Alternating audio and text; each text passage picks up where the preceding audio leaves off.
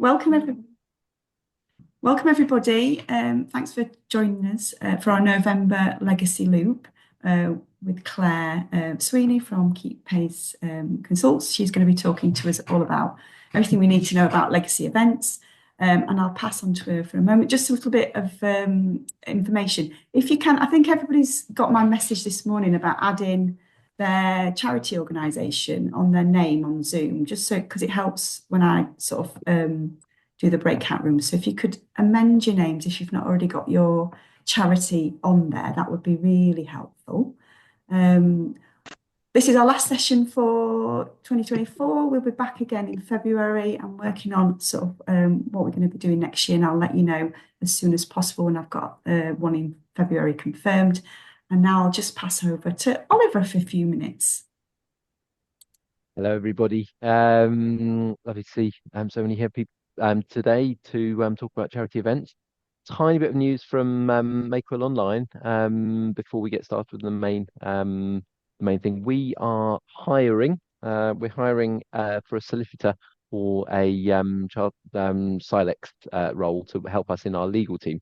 So I just thought I'd shout out to anybody in our network who knows any lawyers who are legacy managers or involved in that side of things, who also have a qualification as solicitor or silex, to if they're looking to join a emerging tech firm to do their law and help charities with legacy administration, do get in touch. Now, without any further ado, I'm going to hand over to Claire, who's going to talk to us about events.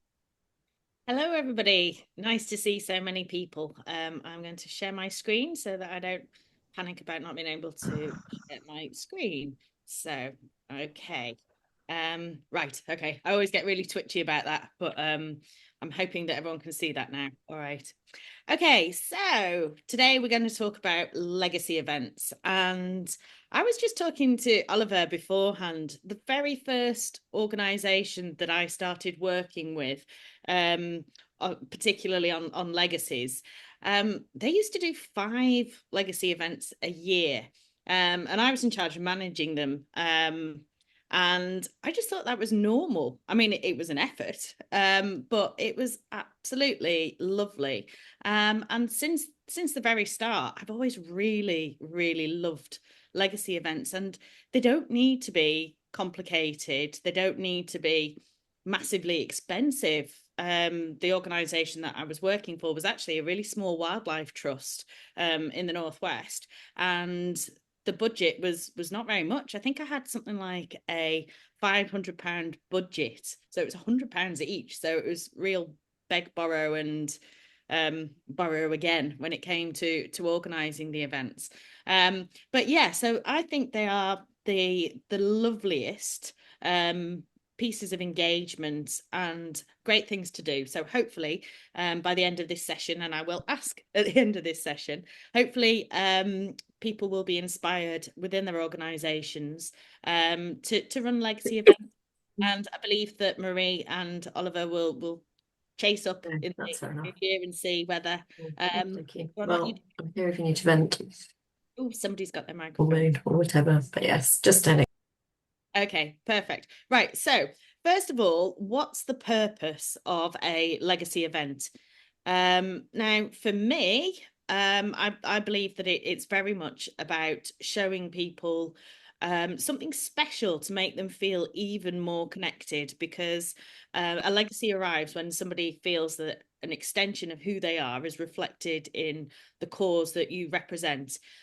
So the opportunity when it comes to a legacy event is showing somebody either some new research that you're doing, or perhaps a showcase of something behind the scenes in your organization, giving that individual or whoever comes to your event something special that they can take away, that they feel like they can tell their friends, that they know something really it doesn't have to be like super amazing, but some sort of piece of information that they feel that they can share because they've come to one of your events and they've learned something.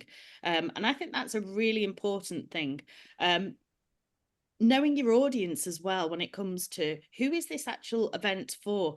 Now at Keepace, we quite often talk about a legacy first approach, which means that You don't have to have stewarded your supporters for years and years and years in order for them to consider a legacy. Sometimes a legacy can come from a very first encounter, actually, particularly if you're using a will writing service and somebody wants to find a way to write a will. They find a free will service, or they find a will writing service through your charity. And then actually, because they've done that bit of life admin, then they can actually learn more about your cause and become more connected. So it can be right at the start. Of course, it can also be because of a long-standing connection with what you do.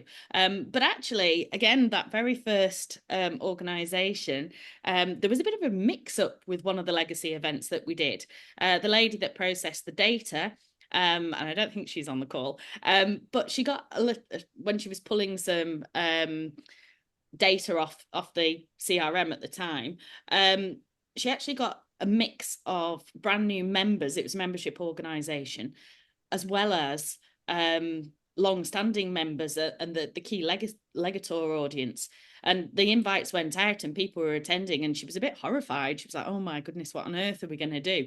These are people brand new. We can't have a legacy proposition. And actually thinking about it, this is probably where the origin of a legacy first approach came, because all these people turned up and there were some very brand new members as well as some long-standing members, and organically the conversations in the room was all about people talking about their passion, why they'd just joined, why they'd been members for a long time, and it was a perfect mix. So I would argue that legacy events, they don't just need to be people that have been with you for a very long time. In terms of age and demographic, I mean, the lady that got the data mixed up was really relieved, because everybody had grey hair and nobody could tell that somebody was a new member and wasn't a new member. But actually, if you have a younger audience as well, it's a really good thing to encourage people to write a will in the first place. You don't have to be old. I know that in terms of younger people, actually being a long way off being able to give you a legacy, but it's part of that brand awareness, part of that introduction to your organisation. And once somebody has decided to leave a gift in their will to you, they're much more likely to be engaged in their lifetime, whether that's with their time, with their money, all sorts of things. So I would say that the audience is for whoever would like to come. You don't need to just restrict it to people that you've known about for a very long time. Of course, it helps. And of course, with some organizations, if you've got a very core cohort of people that have been long-term members, then it is nice to have a sort of a community of legators that you develop over time. And that is actually particularly for arts-based charities. I did some work with the Royal College of Music, and they have a legacy ensemble who lunch once a year, and that it's really lovely. But these are people that are connected through their care for the cause, and actually it's an annual get-together that they really enjoy.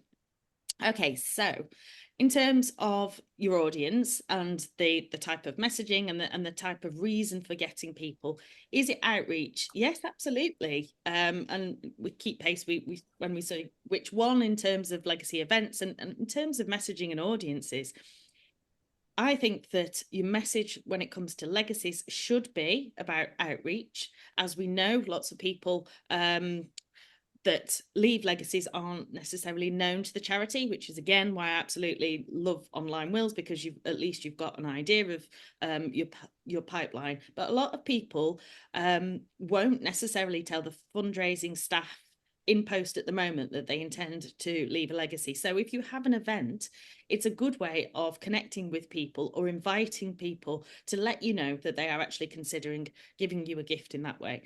It's a very good way of nurturing people, and it's absolutely fantastic for engagement. You are actually creating an opportunity for people to be ambassadors and to go back to their families, back to their friends, back to their work colleagues, and talk about something special that they have experienced via a legacy event, via your course. You are giving them the opportunity to be your patrons, to be your ambassadors, and it's a lovely thing to do. The plan.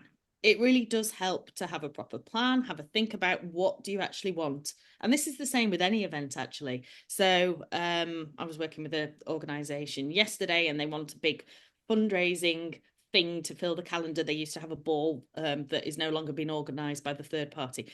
In terms of filling that, then was a real conversation about, are we having something that is for our long-term members, that is something low-key, or are we having something big and fancy? And the question has to be something that you find an answer yourself with.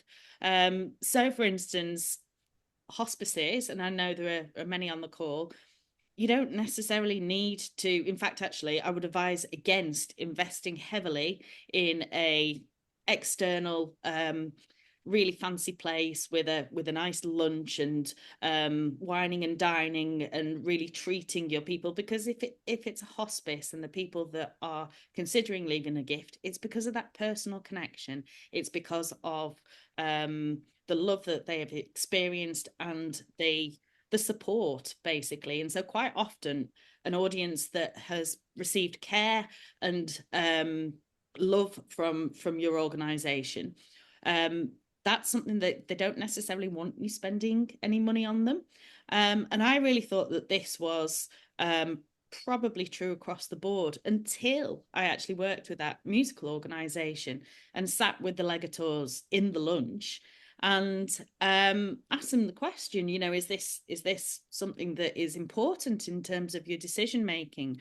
And actually, for that audience, absolutely yes. I was talking to a number of different couples, and they were like, yes, we've got 3. We don't know which organisation we want to leave a gift to. And so we're going to this at this museum, we're going to this at this particular College of Music, and we're going to this, here we are at this College of Music. And depending on how well they treat us, and depending on how well they follow up afterwards and communicate and value our investment in them, that will be part of our decision-making process.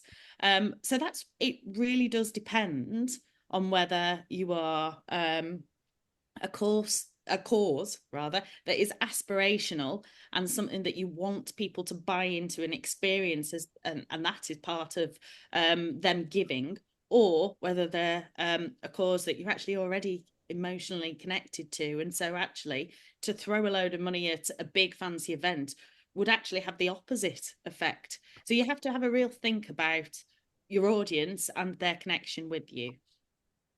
In terms of timing, so when is the best time of the day?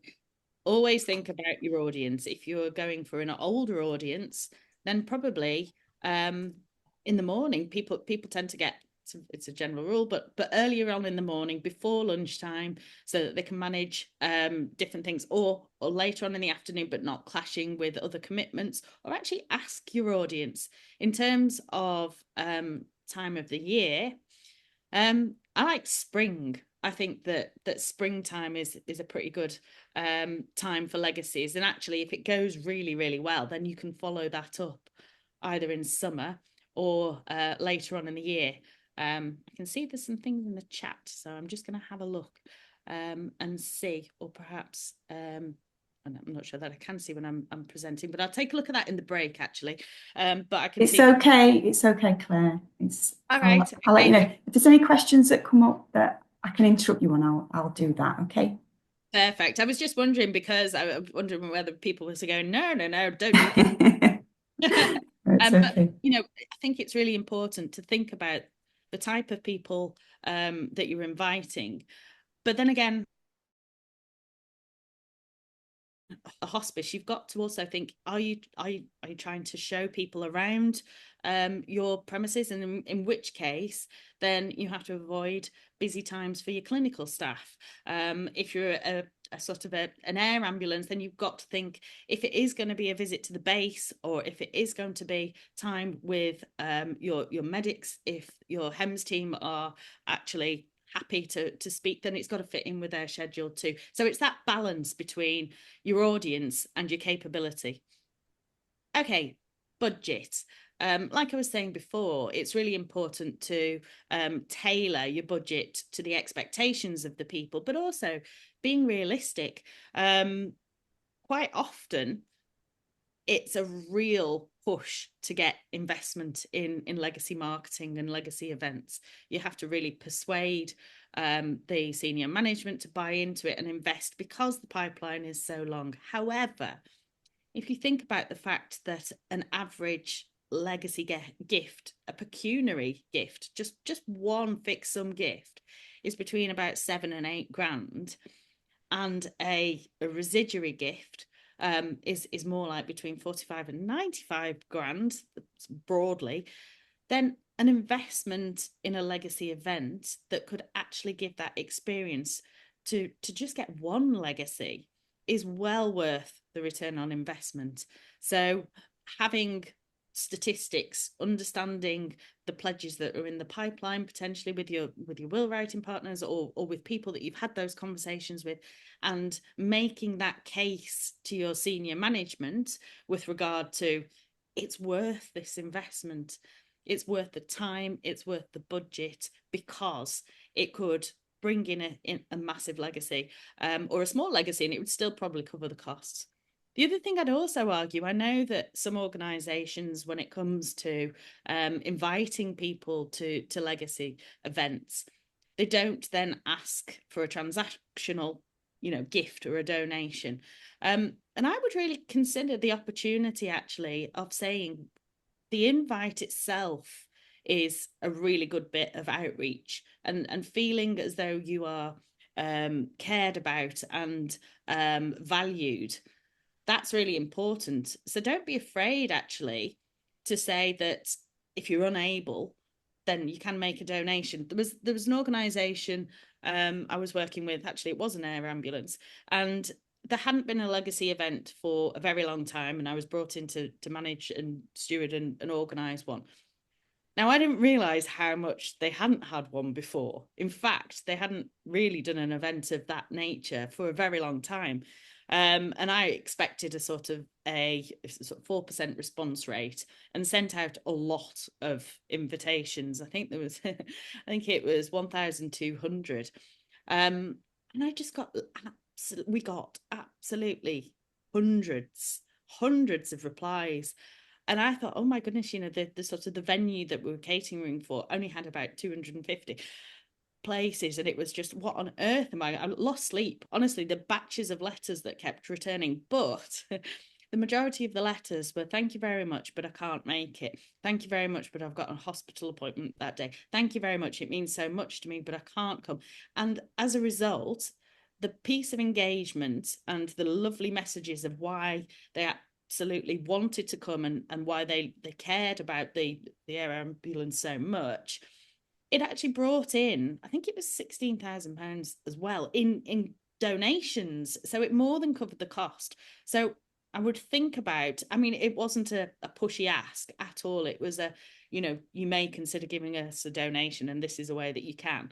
The whole point of it is to get people to come and to get people to consider leaving a legacy to you. But it is also really important to make sure that even at the ask, there is also the other opportunity of saying, this is the way that you can support us. Anyway, I think now is a good time for people to have a chat with each other and see whether or not you are planning an event or you have planned an event and some of the experience that you've had. So thank you very much. And I look forward to hearing some of your thoughts after we've had a bit of a break. It would be really good to hear if there was anything in each of the rooms, any thoughts that were shared. I've just closed down the names in the rooms. I've got them. Yeah, so if we start with group number 1, so we had Amber, Christine, Louise, Mazdak and Tom. Who was the sort of nominated person to feedback from group 1? Or who'd be happy to? Who would be happy to? And if nobody's happy, we're going to have to pick on Tom. Yeah, we didn't nominate, but I'm happy to share a summary. I think in the group, I was probably the only person that had actually run any events because you're a wildlife trust. Yeah, and colleagues in that room were sort of new to expanding legacy work. Chrissy particularly talked about how they've actually got some really nice opportunities at the Royal Geographical Society to show people things and invite people to look at really sort of things that can really connect them with the cause. And we talked about sending bookmarks out.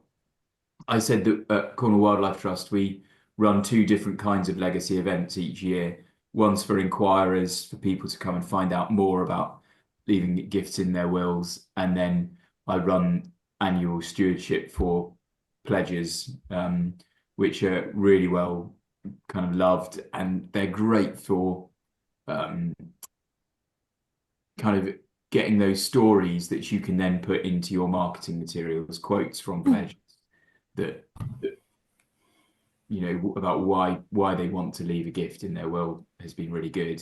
So and I also use them to test out new legacy marketing ideas. So yeah. Brilliant. Okay, so Thank you, Tom. Right, so group number 2, we had Emily, Emma, Mike, and Vicky in that group. Is there anybody who would like to share? I'll do it if you like. We didn't nominate either because we ran out of time. We were having a good chat there. Can we go back? It was rather nice. Oh, sorry, you gotta listen to it. Yeah, I think the quick notes I have typed is that we all have experience or are planning to run events, which shows how important they are. I agree with Tom being also from a wildlife trust. That's not a surprise, but that we run two types. There are two types of event: those for potential pledges and those who have already pledged in stewardship. And as you've suggested, Claire, if those two come together, which we discussed, that can be very helpful and almost do your job for you, which is something we discussed. And just something I tagged on the end, having been in this job now for the best part of 4 years, I found that which I loosely term low-hanging fruit, is starting to dry up a little bit because I've run so many events and so forth, and so next year I'm going to have to widen my net a lot further to try and pull in different people, which is going to be interesting. So yeah, ask me the question again in 12 months' time. If I missed anything there, any other members of my room, please pipe in. Excellent, Mike. Thank you. So group number 3, we had Charlene, Debbie, Emma, Jackie, and Linda. Is there anybody willing to share from that group? You're gonna have to be mean and pick on somebody, Marie. How about Linda? Is Linda there? Yeah, come on, let's have a look. I am, but I didn't make any notes. Sorry, and I didn't get a chance to even speak either, so I don't really. I'm probably not the best person. I'm in the very noisy main office today, so it's. Oh, no have you run an event before for Legacies? So Debbie. Actually, sorry, no, go on, Linda. There you go. Go on, Linda. It's okay. Sorry for interrupting you. So I was going to say, so Marie knows this, but I'm 6 weeks into my new legacy role. I've come internal from being in supporter experience, so I've attended legacy events that we hold at the air ambulance, just as a helper, because generally supporter experience, we know lots about the charity, so we're good ones to take along. But I'm currently planning all of next year, so we've got 5 legacy thank you events planned for next year, as well as an internal legacy conference planned as well. So very busy. Luckily, the person before me, Katie, did. Some of you probably know Katie. She did lots of very detailed plans. So I'm very lucky that I'm able to, and the events team step in and help. So it's quite good. But yeah, so lots in the planning. But we don't hold them a base. I know you mentioned about having stuff like that. So we put in a request for the helicopter to come and land at, sort of, if we find a hotel with enough space, and then they're active at the same time. So if they get called to a mission, they have to fly away, but generally they will come and attend, which they absolutely love. So yeah, but I'll let one of the others from our group say the rest. Oh, yeah, just we didn't nominate either. As you can tell, there's a pattern here. But yes, Go on. as Linda was saying, she's new in role, and Jackie also in our group from RNIB is also recently in post, and both had got working on events for next year. So I actually worked with Carleen who's in our group, and we were just talking about the fact that we have a number of in-person events. So next year we've got 5 in-person events and 1 virtual event. Our events tend to be in research establishments, because we have sort of meet the researchers events where attendees can come and listen to researchers who are working on, different types of research to hopefully one day find a cure for MND. So that's very powerful. Emma, and feel free to jump in, Emma from Thames Hospice was talking about events and had done a summer barbecue event. Emma, I don't know if you want to add any more to that, but yeah, I think that's as far as we got. And then the countdown clock came on. But yeah, Emma, if you want to add anything, please shout now. No, that's great. Thanks, Debbie. Thank you. Okay, thanks, Debbie. So for group 4, we had Sherry, Ellen, Iona, Lauren, and V. Is there anybody from that group? Hello. Yes, we did nominate. That was me. So we talked about, we were all fairly not necessarily new into the roles, but new into the legacy events program at our respective charities. We talked about the value in having a venue with catering that is part of your charity. So we had a hospice, cathedral, English heritage, and then I work for a financial insecurity or poverty charity. So we have the challenge of we don't have a venue, we don't have a service that people can come and see. A lot of what we do is online.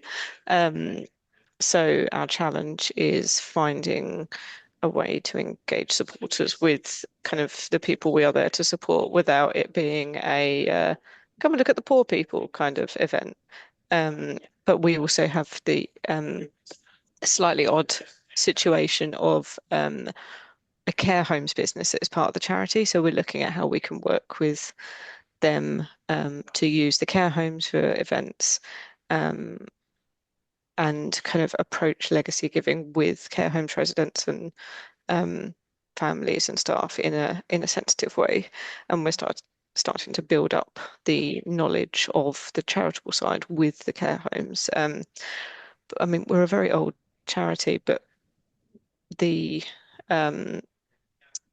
brand of what we do has changed quite a lot over time. So our historical legacy supporters aren't the same as the people that we are getting on board now. And then we talked about kind of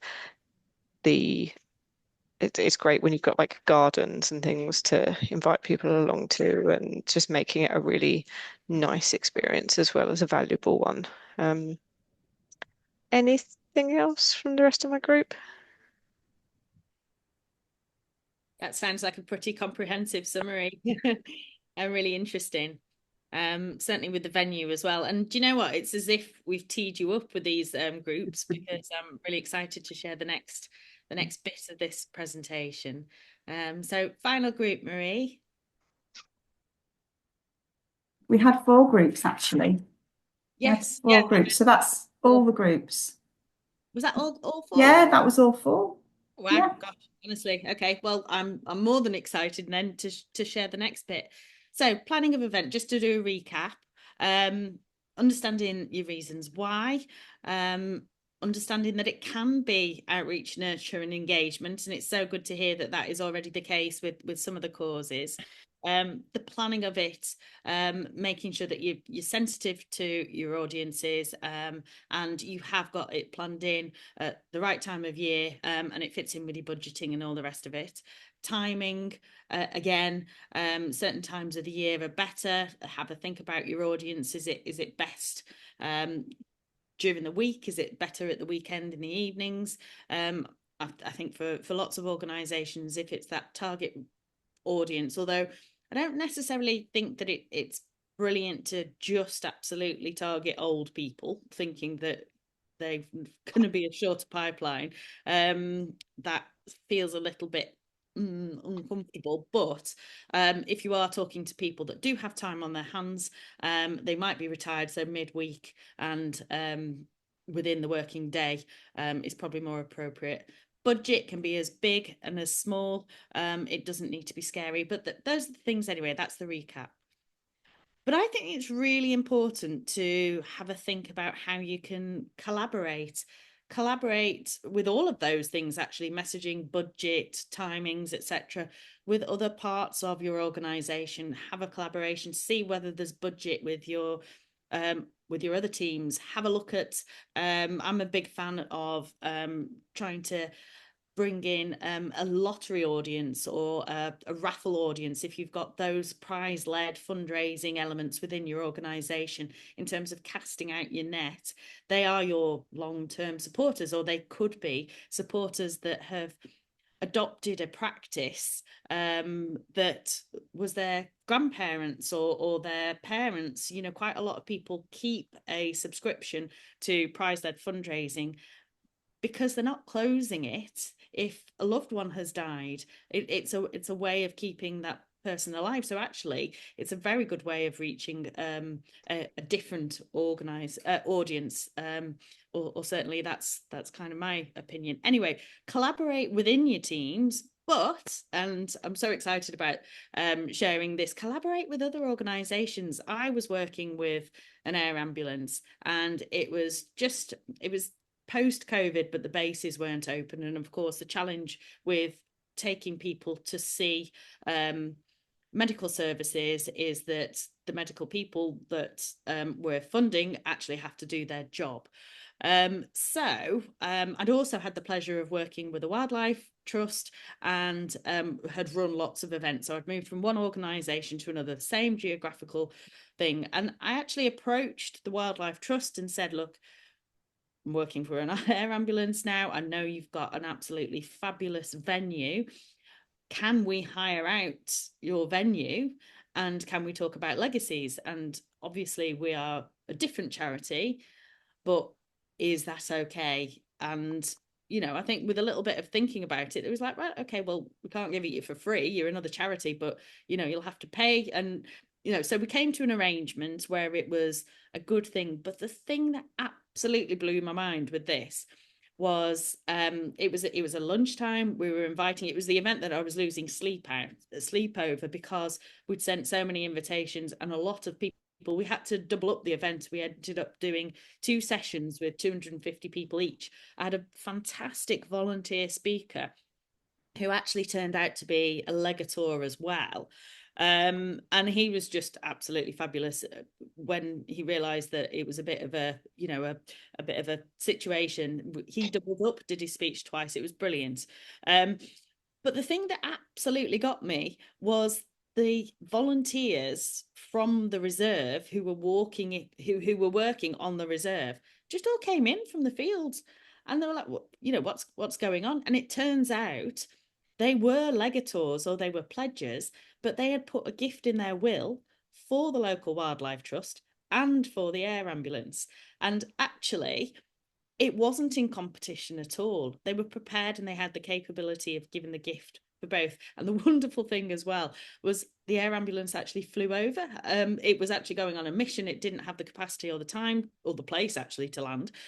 But the guests were delighted and excited that they had seen. They thought it was a flyby, and it was just wonderful. And I think that since then, I've taken that approach with other different charities and organisations and said, look, you can collaborate, because chances are, if somebody's going to leave you a gift in their will and they are going to be charitable, they've got the capacity to leave more than one gift. And upon average, actually, having worked with SME and Ford, the average amount of gifts in wills tends to be between 4 and 6 if somebody is charitable. Now, it'd be interesting to see what the current pledges are with Make a Will Online, but that in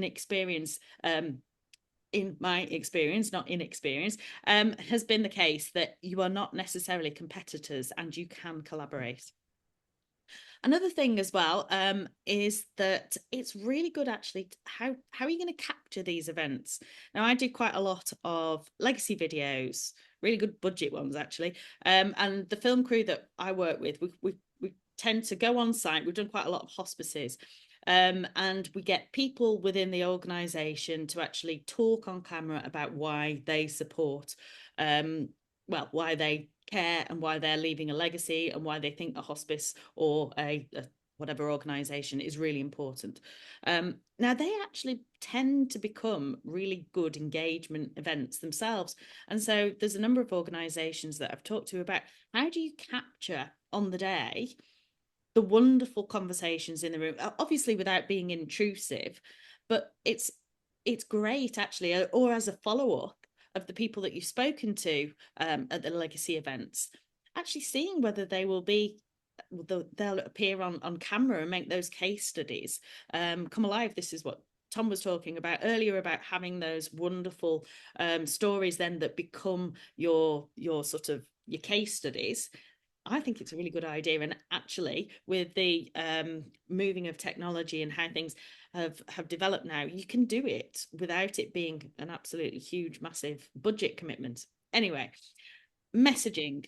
Messaging is really important. Messaging in terms of the invitation, make it warm, express gratitude, welcome a whole range of people, because yes, it could be just a sort of a pleasure event, but if it's an opportunity to bring somebody else along and to make sure that if it's a couple, then both of those people are really connected with your cause. Another conversation I had actually at the music event that I went to, and with others as a consequence of this, there was a lady that was attending. She had lost her husband.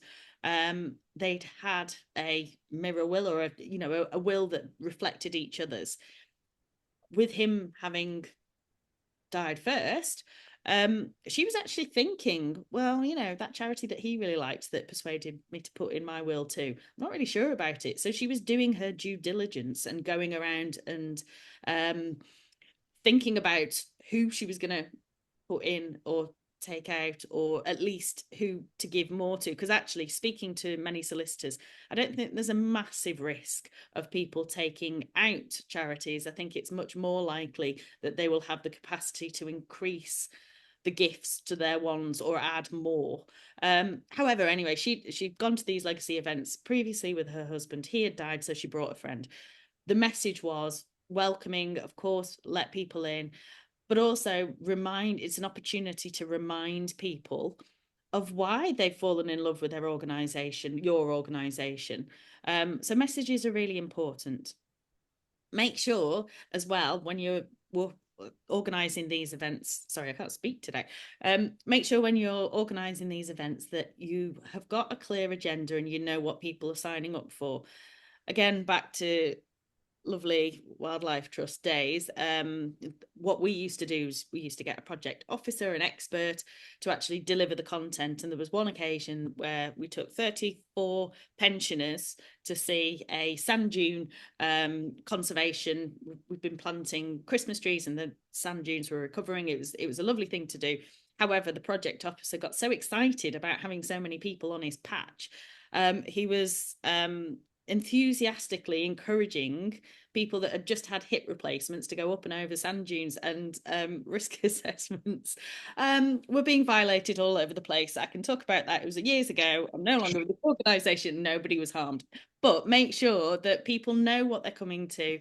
Make sure that people are aware of your activity, and make sure that people, if you are relying upon a volunteer or a project officer or a third party, make sure they know what they're doing and you're there to support. I had a trustee once with a different organisation, and he used to be wheeled out time after time to talk about why he was leaving a gift in his will as a trustee, and why he was absolutely brilliant. As he got a little bit older and a little bit more characterful, his presentations became a little bit less reliable. And at one point, he shared with a whole legacy audience that he'd been speaking to for a number of years that he'd never actually got round to writing a will, and he probably should do it. So just make sure that the agenda, everybody involved is fully prepped. But also, you know, it doesn't matter if things can go a little bit awry, just as long as you manage it and you follow up. Right, in terms of if you've not got a venue, there's a really exciting project that I've come across, and I'm sure it can't be standalone, but it is a really, really good one. So there's a film director, well, actually, no, a digital person whose passion and hobby is Norman castles. And what he's doing at the moment is he's creating a digitally reimagined version of a Motte and Bailey castle, and he's actually showcasing that to the community so that there is a real connection with the people that live in the community. This Motte and Bailey castle, you can't see it, it's under actually a housing estate, but he has created a digital reimagination of it, and he's actually gone round and he's taken tours. He's got archaeologists to come and talk about it and to talk about the community. And you know what, he ran some events and he was absolutely blown away. People within the local area and schools actually afterwards wanted to talk about the heritage and wanted to talk about the connection. Now, there are these connections and this heritage all around the UK, and he's doing this independently. Now, with my legacy head and charity connections, I was saying, right, this is perfect for a legacy event. Find something unique about the place that you live, the place that you operate. You don't necessarily need to have to get people to come and see your specific place, but find a connection with your people. This is something as well when I've sort of done work with looking at wills, again with Smee and Ford and with your will writers. It's really interesting when you have a look at co-beneficiaries and see what is it that your people are really interested in, especially if you've got quite a broad cause as well. Understand you can have a legacy event that isn't necessarily just specifically to the condition that you're doing. So for instance, it would be completely appropriate for MND to have a legacy event that was featured around rugby because there's such a strong connection there. Think about your people, think about a place that can be good for you, can be appropriate for you, and run with that is my recommendation. Be really transparent.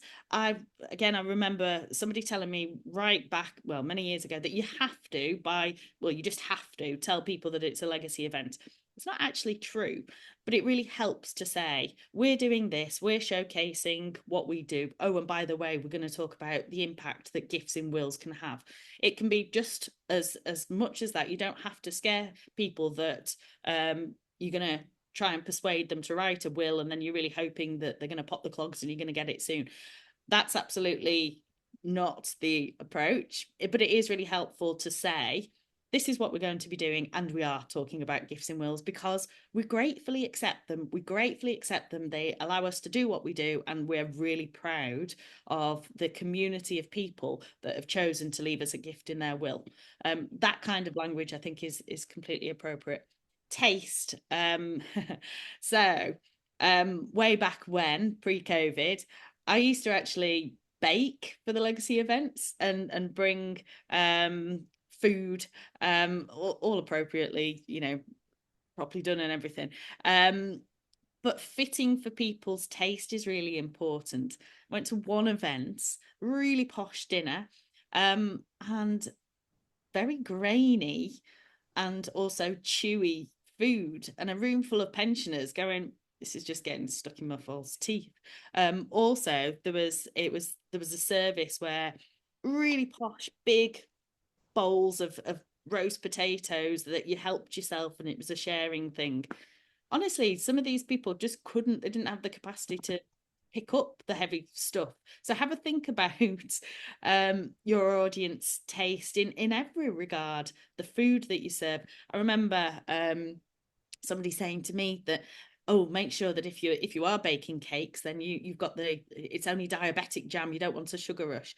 Well, actually, again, give different options, but actually this might be the occasion where it's a treat and people have factored into the fact that they're coming out and they want to be nicely treated. They don't want to be given a miserable kind of sugar-free cake that, you know, isn't going to treat them. But again, give them the options. It's all about providing an experience that is welcoming, indulgent in a way that it's you're giving them an experience that is something they can take away, and think of it from your audience's perspective.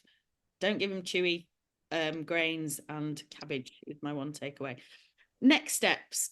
There always needs to be a follow-up. There's no point in having this wonderful event, having all these lovely conversations, and then not doing anything with it. The most important part is that, did you enjoy the event? Would you like to come again? Is there any feedback? Great if you've got feedback forms on the day.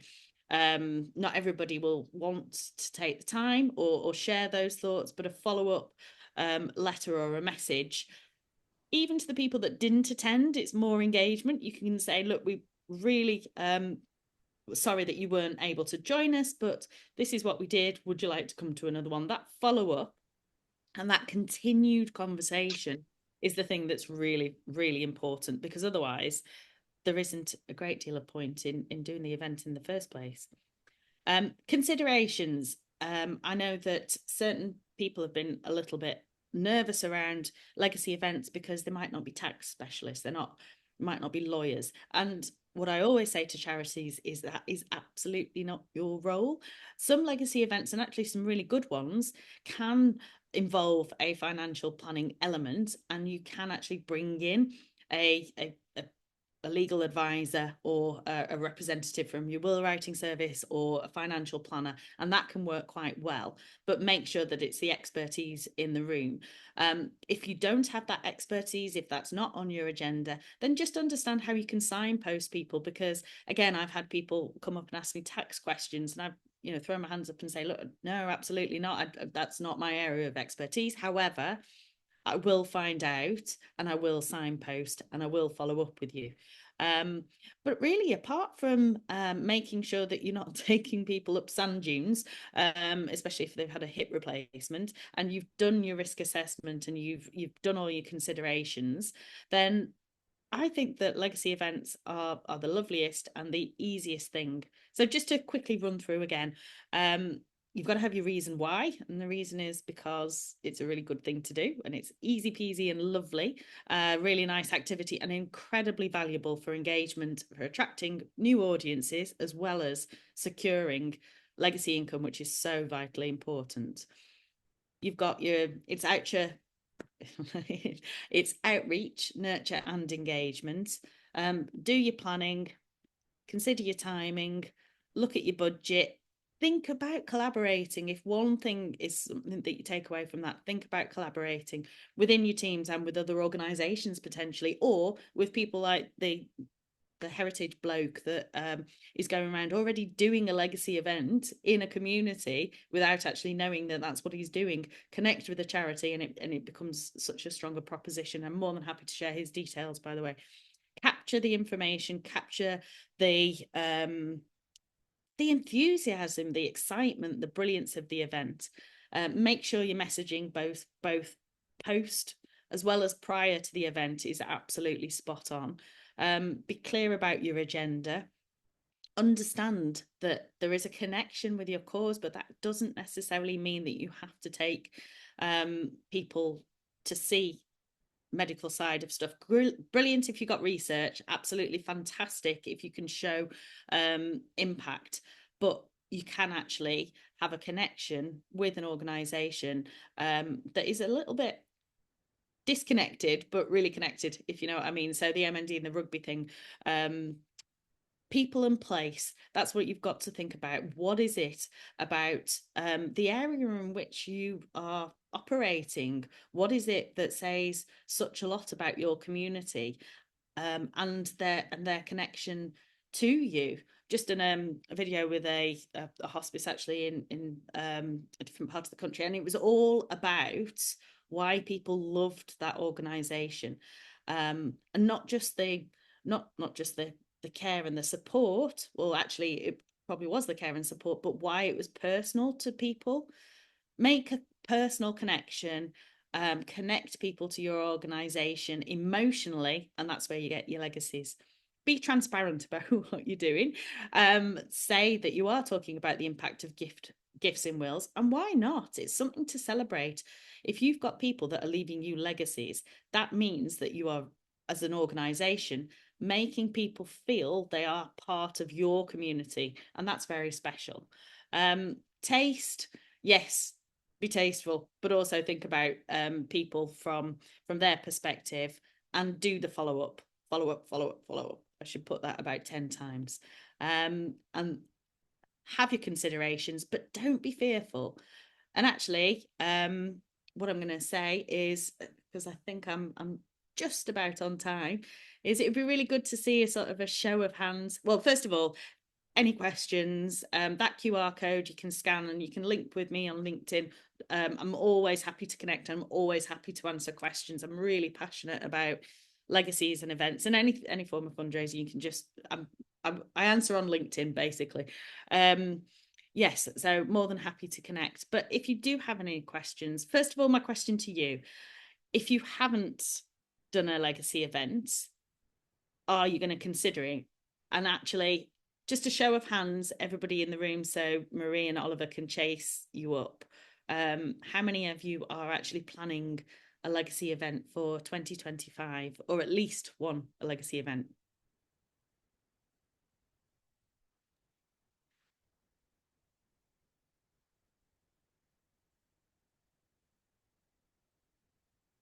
Great, that's lots. And if anybody's got a question or any questions, then yeah, I think we've got a couple of, I don't know, have we got about 30 seconds left? Yeah, we've got a few minutes. If anybody's got any questions, then shout out.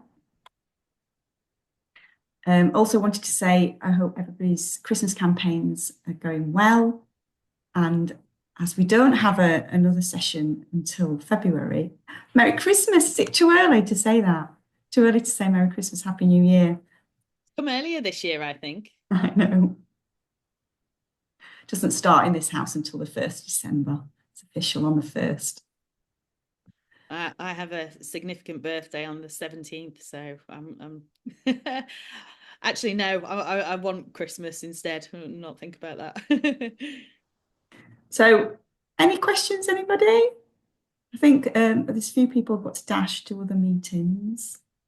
Well, if there are any questions anyway, I'm sure they can get in touch with you, Marie, and you know, yeah, in touch with me too. So yeah, thank you very much for giving up your time to listen. But I really do hope that people are inspired to think of legacy events as a real treat, actually. Being able to do events and engage with your supporters in that way, they're just lovely. They're really, really lovely way of engaging, and a very valuable one too. So yes, brilliant for Make a Will for suggesting this session. Lovely, thank you. I really like the bit about if people haven't got sort of a location to hold the event, to think about another connection. Yes.